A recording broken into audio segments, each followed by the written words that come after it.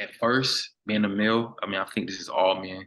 Try and take it on by yourself. You try and take on challenges of going through life and everything by yourself and trying Yeah. to. So what do you think it means to be a good man? What Hey, I'm Melvin Huntley. I'm from Charlotte, North Carolina, and I'm interested in masculinity talk because I think it's important as a male to even have the conversation.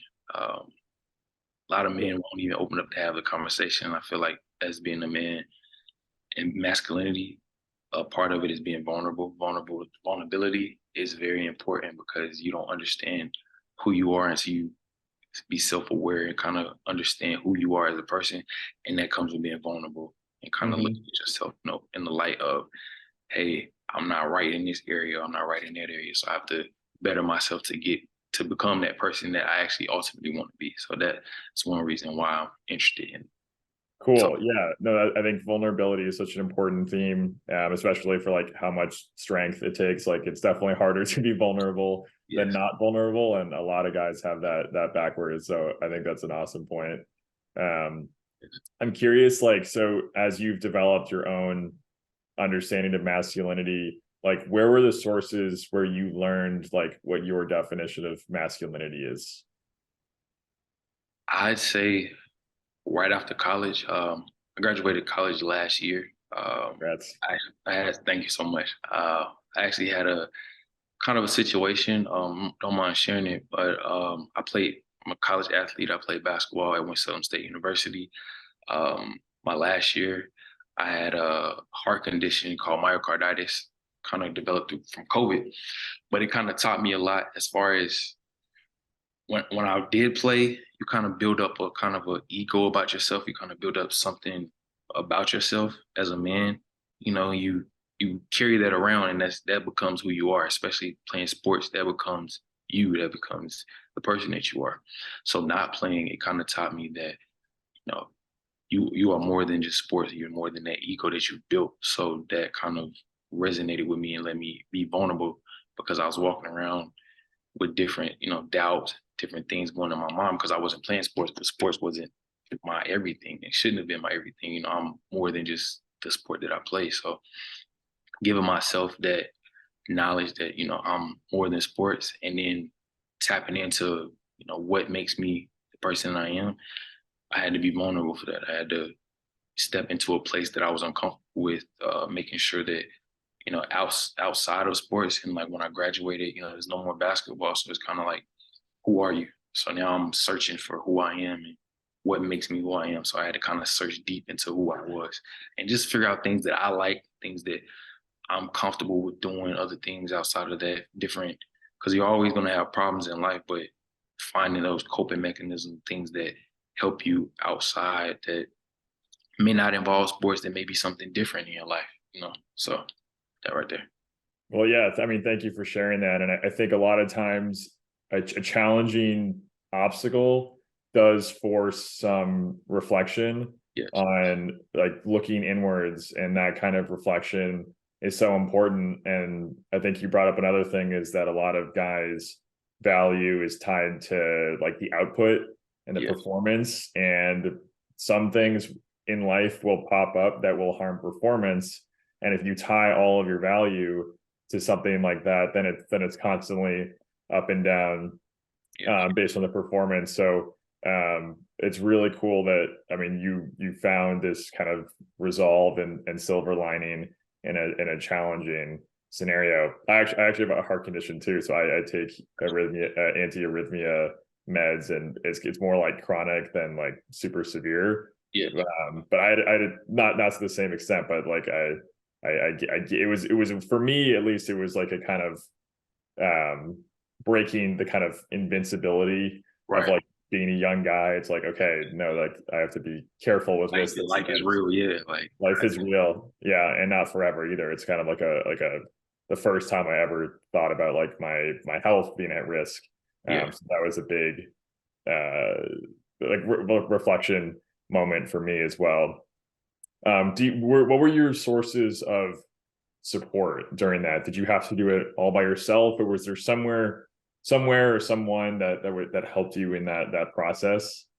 I would say at first, being a male, I mean, I think this is all men. try and take it on by yourself. You try and take on challenges of going through life and everything by yourself and try and think, oh, it's okay, or sweeping under the rug. But at a point in time, it was starting to bother me a little bit too much to where I wasn't myself. Like I would go places and be in my head, stuck in my head all the time, thinking about this and that. And it just come to a time where you're just like, well, I need help. Like I need help. So then it takes a lot. And I know as a male, like it takes a lot to reach out for help, but I had to reach out for counseling. My school offered free counseling. So I started talking to a therapist and started getting ideas about how to cope with things. I'm also religious. So I mean, I've always, turn to God as far as whenever I need help. But at a certain point, and I pray. I could go to my parents, but it's like, well, I go to my parents, they're gonna worry about me too, and they're gonna, they may think it's bigger than what it is, which I know. Like I wasn't nowhere near a point of thinking suicidal or anything in that way, but I was just in my head and stuck in my head all the time, where I was in like a dark phase, a weird place where I just didn't want to be. So the help I did have was definitely from a counselor at my school. And also journaling. Journaling was something that she taught me that was very impactful, because helpful. And I know a lot of men, I've talked to men and asked them, would you journal? Would you, be friends that I may have, they might going through something, journal, write stuff down, and they don't want to do it, but it's helpful to me. I think for me, it definitely worked. Journaling and writing things down definitely gave me a better, clear view of what's going on, because you can try to internalize it in your head by yourself. It's not going to work. If you write it down and actually see the problem and see what's going on, you can actually kind of put like, okay, here's where I'm going wrong at. Here's what's going on with me. Here's how I'm feeling. And you can kind of like structure it differently. Yeah, no, it's such a good tool for organizing your thoughts. And just shows how important like access to therapy and counseling is. And that was one of my earliest motivations for working on this, was in college, roommates and friends, and even myself, who tried to get counseling, and there'd be like a 7-month wait list.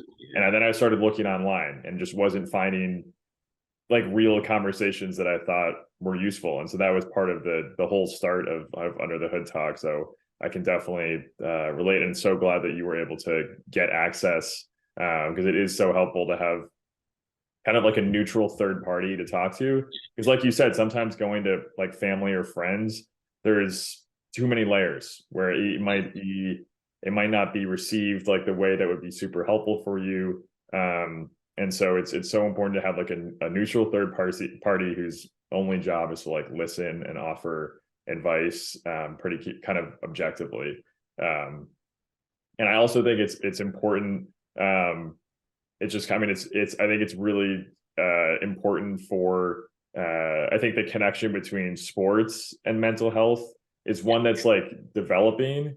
I think like the athletes who have been public with like mental health is real in sports, I had to ask for help, is so powerful, just because so many people look up to athletes for inspiration and motivation and role models. So I just appreciate you kind of sharing that story. I think that's an angle that's important for communicating to guys who may be harder to reach on issues of mental health, right?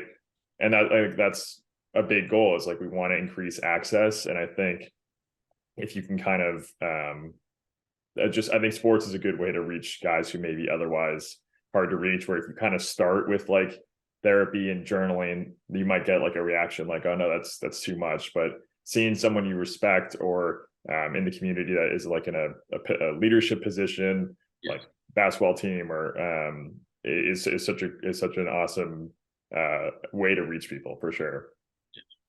I feel like for men, it's more so like breaking down those walls that you have as far as being comfortable doing stuff like this. Like sometimes, as men, you say that you're, tough, but being tough is also understanding that something is wrong with you. So you have to actually do that. You have to make sure you're okay. So making sure you're okay is going in and into internalizing with yourself and reflecting with yourself. Like, hey, something wrong today. I need to fix it.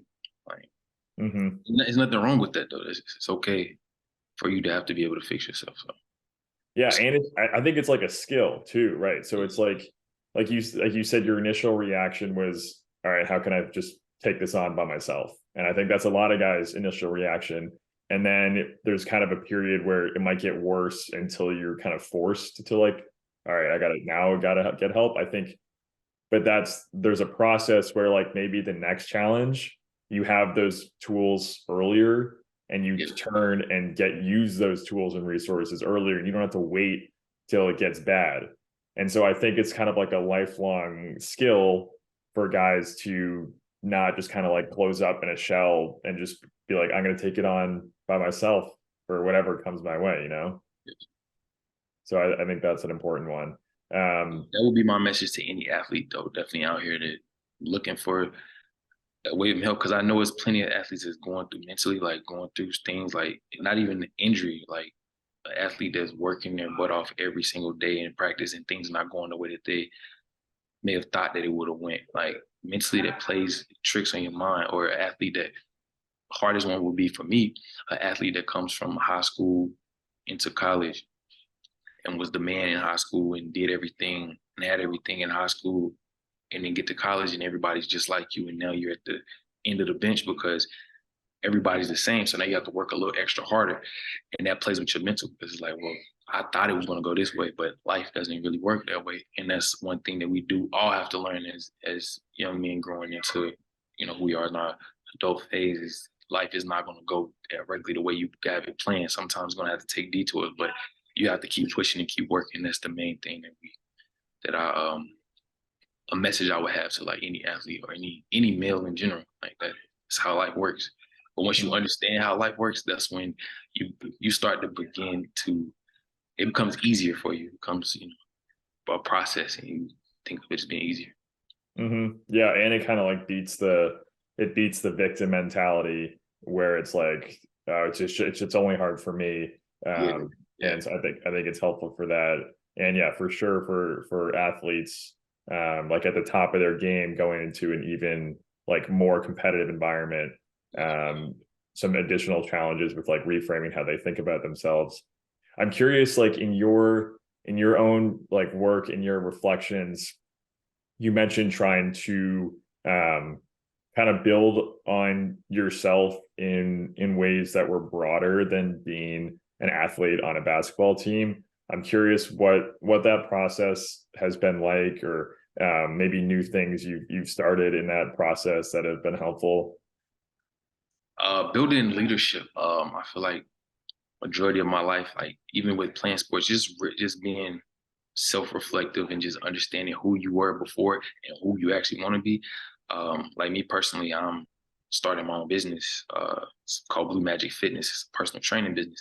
I Awesome. don't feel like before I was a leader. Like even when I played sports, I wasn't a leader. I wasn't, the guy that, hey, team, let's do this. Like I wasn't a leader, but building my own business and starting my own brand, I have to be a leader because it's mine and it's a representation of me. So when people see me, they're going to think of the brand. When they see the brand, they're going to think of me. So what would they want to be led by somebody that's an actual leader? So building leadership skills, actually acknowledging the fact that I could just say, hey, I'm a leader and I'm not a leader, but acknowledge the fact that I didn't have those leadership skills, and now that's something I have to work on. So diving into books, reading more, I would say listen to a lot of podcasts, just being helpful. Like I said, writing, journaling. Journaling is one of the most important things for me right now, because I'm writing down things that I'm thinking. If I'm thinking like, hey, today I got better at leadership. Today I did this with leadership. I'm writing it down and I actually see it. So that means the next time, even if it was something bad, if I feel like, okay, I didn't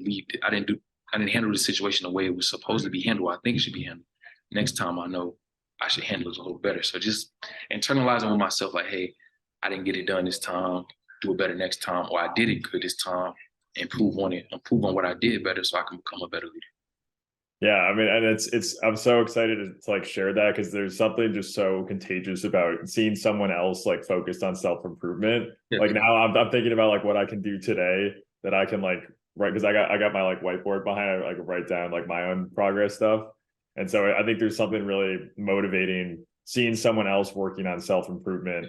And that's exactly the stuff that is so worth sharing, because it's like a real person with a real story with real goals, using techniques and tools that you've learned for self-improvement. And that's like, I don't know, it's kind of the key to fulfillment, you know? Yes, definitely. That's awesome. And I think it's the other thing, it's so important, I think, like what you've done. I think there's kind of a decision point where someone who's been really successful in one area, and a lot of times in life, there are natural transitions from that to the next.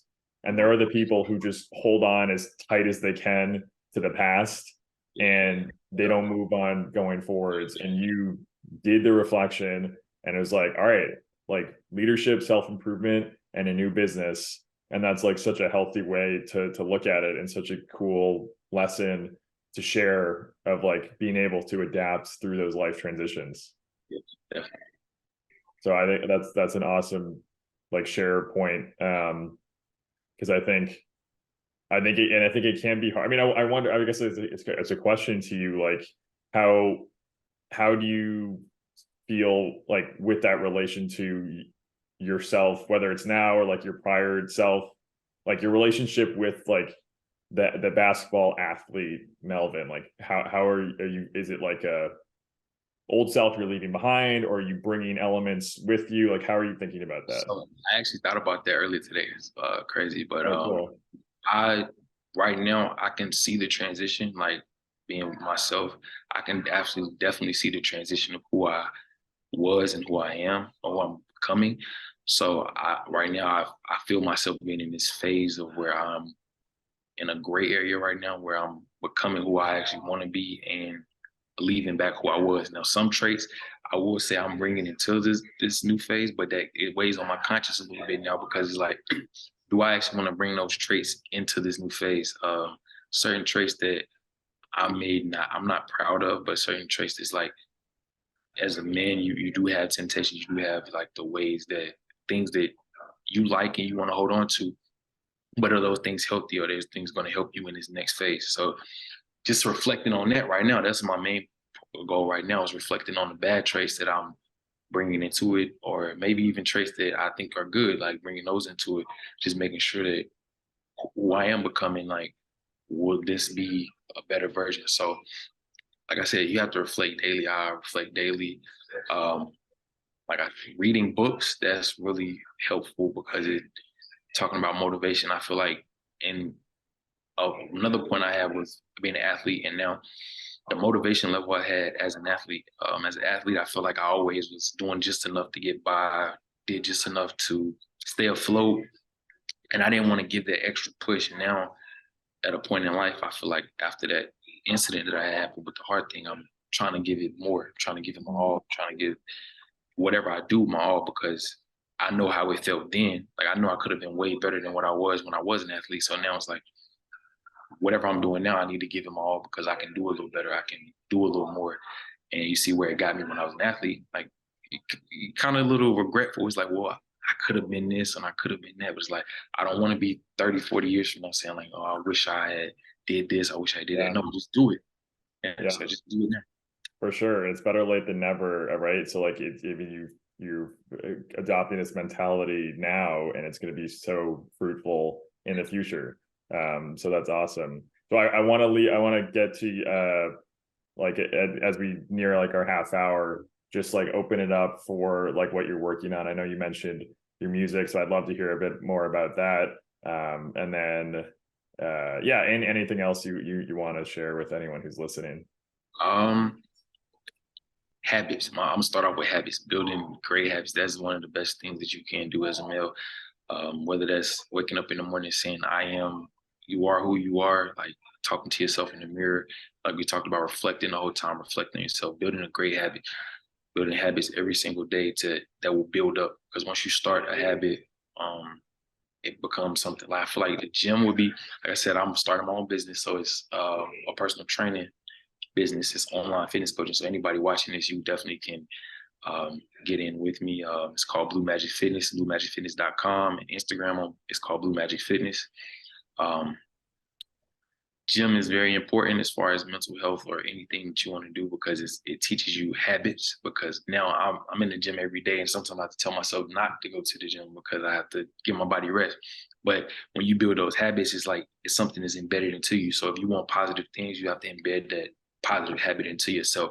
And it's going to take work. It's not going to be easy. I promise it's not going to be easy. But once you understand that, everything in life takes work, then that's when you understand that, it'll be easier for you, because it's not going to stop. As soon as you get out of, for me, as soon as I got out of college, the work began. Like, everything takes work. If you sit there and don't do anything, nothing's going to happen for you. If you take action and actually put in work, stuff's going to start happening for you. So that's the main thing. Second would be the music. My music is about everything we talked about in this podcast or so far. I just released let's say an EP. It is called "It's Okay Not to Be Okay." So everything on there is about everything we just talked about. And going through depression.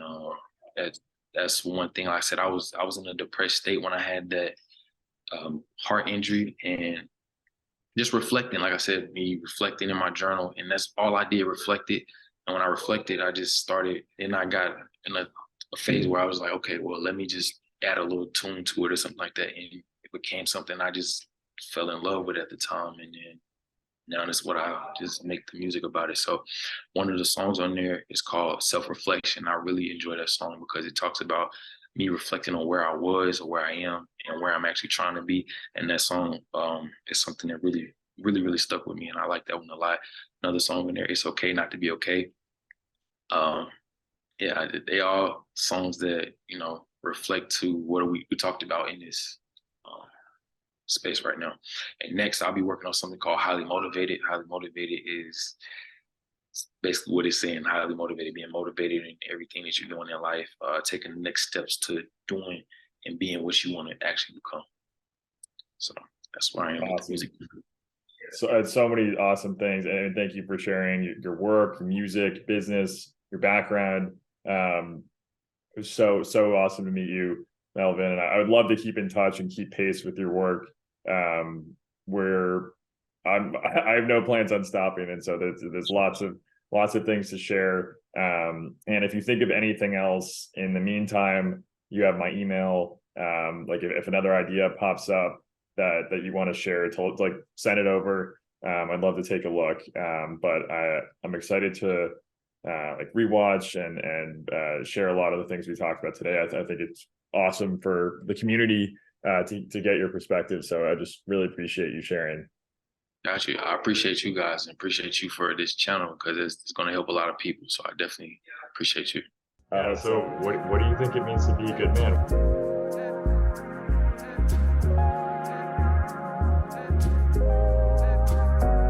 I don't think there's a single definition. Things that make up a good man are just things that make up a good person. Someone who's honest, someone who's decent. You're also willing to express yourself in a healthy way, and you're in touch with your emotions as well.